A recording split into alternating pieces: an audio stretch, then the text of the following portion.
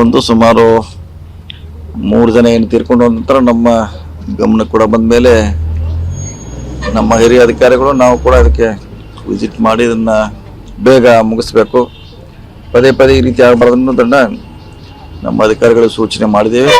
ಅವರು ಕೂಡ ಮುಗಿಸಿದ್ದಾರೆ. ಆದರೆ ಮಳೆ ಇರೋದ್ರಿಂದ ಸಂಪೂರ್ಣವಾಗಿ ಮುಗಿಸ್ಲಿಕ್ಕಾಗಿಲ್ಲ. ಬಹುಶಃ ಮಳೆಗಾಲ ನಂತರ ಮಾಡ್ತೀವಿ. ಈಗಾಗಲೇ ಹೆವಿ ವೆಹಿಕಲ್ ಬಿಟ್ಟು ಬೇರೆ ಎಲ್ಲ ನಾವು ಓಡಾಡಲಿಕ್ಕೆ ಅನುಮತಿ ಕೊಟ್ಟಿದ್ದೀವಿ. ಇನ್ನು ಖಾಲಿ ಗಾಡಿ ಬಗ್ಗೆ ಆದರೆ ಖಾಲಿ ಗಾಡಿ ಬಗ್ಗೆ DC ಅವರಿಂದ ಪರ್ಮಿಷನ್ ತೊಗೊಂಡು ಕೊಡಿಸುವಂಥ ಪ್ರಯತ್ನ ಮಾಡ್ತೀವಿ.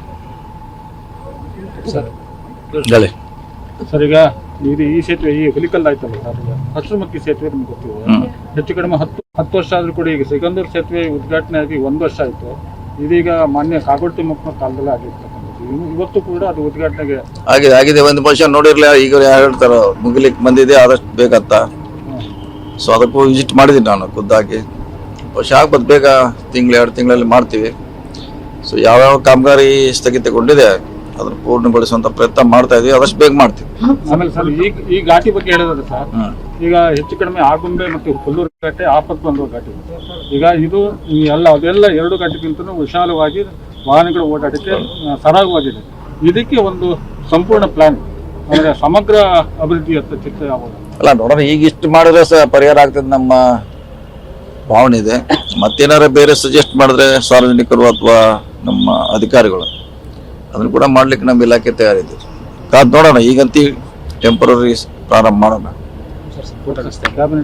ಇಲ್ಲ ಅದೆಲ್ಲ ಮುಂಜಾನೆಯಿಂದ 3 ಸಲ ಹೇಳಿದ್ದೀನಿ. ಈಗ ಸಾಕು ಇಂಪಾರ್ಟೆಂಟ್ ಇದೆ, ಇದು ಮಾಡಿ. Thank you. ಪ್ರಪೋಸಲ್ ಸ್ಯಾಂಕ್ಷನ್ ಮಾಡಿದೀವಿ. ಬಹಳ ದಿನಗಳ ಬೇಡಿಕೆ ನಂತರ ಸುಮಾರು 50 ಕೋಟಿ ರೂಪಾಯಿ ಕೊಟ್ಟಿದ್ದೀವಿ. 50 crore. ಆರಂಭ ಆಗೋದು ನವೆಂಬರ್ ಡಿಸೆಂಬರ್ನಲ್ಲಿ. ಅರ್ಧಕ್ಕೆ ಸ್ಟಾಪ್ ಆಗಿದೆ ಸರ್, ಕೆಲಸಗಳು ಯಾವಾಗ ಆಗ್ತದೆ ಸರ್? ಕುಂದಾಪುರ ಕೋಟಗಳು ಇರ್ಬೋದು. ಇಲ್ಲ ಕುಂದಾಪುರ ನಾ ಬಂದ್ಮೇಲೆ ಕೆಳಗಡೆದು ಮಾಡಿದ್ವಿ, ಮೇಲ್ಗಡೆದು ಕೂಡ ಮೊನ್ನೆ ಸ್ಯಾಂಕ್ಷನ್ ಮಾಡಿದ್ವಿ. ಅಂದ್ರೆ ಮೇಲ್ಗಡೆನು ಹೊಸದು ಕಟ್ತಾ ಇದ್ವಿ. ಸೊ ಸ್ಥಗಿತ ಯಾವ್ದಾಗಿಲ್ಲ, ಕಂಟಿನ್ಯೂ ಇದೆ, ಮಾಡ್ತೀವಿ, ಮುಗಿಸ್ತೀವಿ ಬೇಗ. ಬೈಂದೂರು ಮತ್ತು ರಾಣಿಬೆನ್ನೂರು ಹೆದ್ದಾರಿಗಳು ಈಗ ಕೆಲಸಗಳು ಸ್ಟಾಪ್ ಆಗಿದೆ ಸರ್. ಲಾಸ್ಟ್ ಟೈಮು ಮಳೆಗಾಲದಲ್ಲಿ ಸ್ವಲ್ಪ ಕಷ್ಟ ಆಯ್ತು. ಅದ್ರ ಬಗ್ಗೆ ಏನಾದ್ರು ನೋಡೋಣ. ಈ ನಾಳೆ ನ್ಯಾಷನಲ್ ಅಧಿಕಾರಿಗಳು ಬರ್ತಾರೆ. ಆ ಗುಂಬೆ ಘಾಟ್ ವೀಕ್ಷಣೆ ಇದೆ, ಆಮ್ಯಾಗೆ ಬೇರೆ ಬೇರೆ ರಸ್ತೆ ನೋಡ್ತಾ ಇದ್ದೀನಿ. ಅವ್ರ ಚರ್ಚೆ ಮಾಡಿ ಅವಷ್ಟು ಏನು ಸಮಸ್ಯೆ ಇದೆ ಪರಿಹಾರ ಮಾಡ್ಲಿಕ್ಕೆ ಪ್ರಯತ್ನ ಮಾಡ್ತಾರೆ. ತಾತ್ಕಾಲಿಕ ಗುತ್ತಿದಾರರಿಗೆ ಸಂಬಳ ಆಗ್ಲಿಲ್ಲ ಅಂತೇಳಿ 5 ತಿಂಗಳಿಂದ ಸಂಬಳ ಆಗಿಲ್ಲ ಸರ್. ನಮ್ಮಲ್ಲಿ ತಾತ್ಕಾಲಿಕ ಯಾವ್ದಿಲ್ಲ, ನಮ್ಮಲ್ಲಿ ತಾತ್ಕಾಲಿಕ ತೆಗೆದುಕೊಳ್ಳೋಲ್ಲ.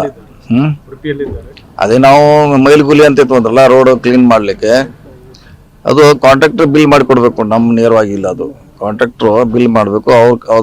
ಅವ್ರು ಡಿಲೇ ಮಾಡ್ತಿದ್ದಾರೆ. ಅದಕ್ಕೋಸ್ಕರ ಈ ವರ್ಷದಿಂದ ನಾವೇ ನೇರವಾಗಿ ಅವ್ರನ್ನ ಗುತ್ತಿಗೆ ಅದರ ಮೇಲೆ ತೆಗೆದುಕೊಳ್ತಾರೆ. ಡೈರೆಕ್ಟ್ಲಿ ಎಕ್ಸಿಕ್ಯೂಟಿವ್ ಇಂಜಿನಿಯರ್ ಆಯಾ ಜಿಲ್ಲೆ ಅವ್ರನ್ನ ನೇರ ಕಮಿಟಿ ಮಾಡ್ತಾರೆ. ಅವಾಗ ನೀವು ಹೇಳಿದಂಥ ಸಮಸ್ಯೆ ಬರೋಲ್ಲ, ನೇರವಾಗಿ ನಾವು ಸ್ಯಾಲ್ರಿ ಮಾಡ್ತೀವಿ ಅವರಿಗೆ. ಸರ್ ಬಿಡದಿ ರೈತರು ತುಂಬಾ ಇಲ್ಲ, ಮುಂಜಾನೆ ಹೇಳಿದ್ವಿ ಅದ್ರ ಬಗ್ಗೆ. ಈಗಲೇ 3 ಸಲ ಹೇಳಿದ್ದೀನಿ. ಬಿಡದಿನೂ ಹೇಳಿದೀವಿ, ವಿಸ್ತರಣೆ ಬಗ್ಗೆ ಹೇಳಿದೀವಿ, ಮತ್ತೆಲ್ಲ ಹೇಳಿದೀವಿ. Next time ಮುಗಿಲೇಬೇಕು.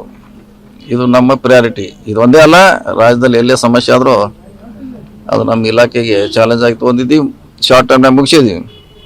ಮಳೆ ಬರ್ತಿದ್ರೆ ಬಹುಶಃ ಇದೆಲ್ಲ ಮುಗಿಸ್ತಿದ್ವಿ. ಮಳೆ ಬರೋದ್ರಿಂದ ಸ್ವಲ್ಪ ಡಿಲೇ ಆಗಿದೆ. ಅವರು ಕೂಡ ಸಂಪೂರ್ಣವಾಗಿ ಮಾಡ್ತೀವಿ. ಮತ್ತೇನು ಸಲ ಇದ್ರೆ ಹೇಳಿದ್ರೆ ಅದು ಕೂಡ ನಾವು ಮಾಡ್ತೀವಿ. ರಾಜ್ಯದ ಮಳೆ ಕೊರತೆ ಬಗ್ಗೆ ಮಳೆ ಕೊರತೆ ಇದ್ದೇ ಏನು ಮಾಡ್ಲಿಕ್ಕೆ, ನೈಸರ್ಗಿಕ ಸಮಸ್ಯೆ ಅದು, ಏನು ಮಾಡ್ಲಿಕ್ಕೆ ಆಗಲ್ಲ. ಆದ್ರೂ ಕುಡಿ ನೀರಿಗೆ ಏನು ಸಮಸ್ಯೆ ಇಲ್ಲ. ಈಗ ಆಗಿರುವಂತ ಮಳೆ ನೀರಿನ ಸಂಗ್ರಹಣೆ ಮುಂದಿನ ಜೂನ್ ವರೆಗೆ ಯಾವುದೇ ಸಮಸ್ಯೆ ಇಲ್ಲ. ಇನ್ನು ಬೆಳೆಗೆ ಸಮಸ್ಯೆ ಇದೆ, ನೋಡೋಣ.